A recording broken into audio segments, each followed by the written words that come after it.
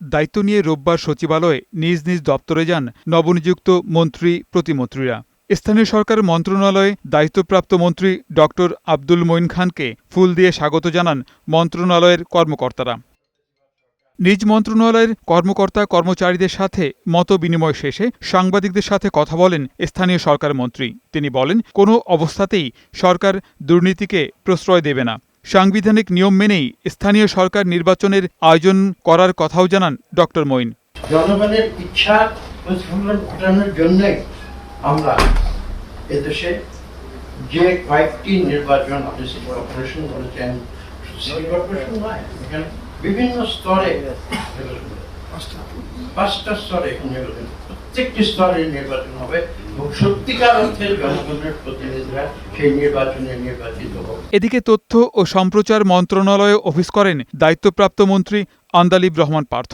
প্রথম দিন সাংবাদিকদের সাথে মতবিনিময়ে তিনি জানান, 17 বছর সংবাদ মাধ্যমের হাত বেঁধে দেওয়া হলেও জুলাই গণঅভ্যুত্থানে মিডিয়ার অবদান খাটো করে দেখার সুযোগ নেই। ভুল ত্রুটি তো হবে, আমাদের সবারই হতে পারে, বাট নৈতিকতার জায়গা থেকে আমরা খুবই স্ট্রং এবং আমাদের মাননীয় প্রধানমন্ত্রীর বলিষ্ঠ নেতৃত্বে আমরাও যারা আছি এবং সবাই আমরা এই ইনস্ট্রাকশনই পাই যে we have to serve the country and uplift the interest of the people. এটি আমাদের দরকার।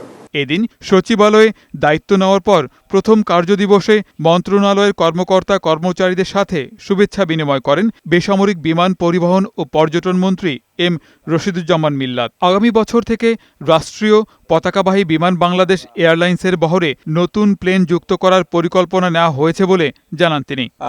আমরা সবাই মিলে ঐক্যবদ্ধভাবে টিম ওয়ার্ক হিসেবে কাজ করে এটাকে আপনাদের যে চাহিদা, আপনারা যা দেখতে চান বিমানকে, সেই পর্যায়ে নিয়ে যাওয়ার জন্য সর্বোচ্চ চেষ্টা আমরা করব। আগামী 16 ডিসেম্বর বিমানবন্দরের 3rd টার্মিনাল স্বল্প পরিসরে চালু করা হবে বলেও জানান বিমানমন্ত্রী।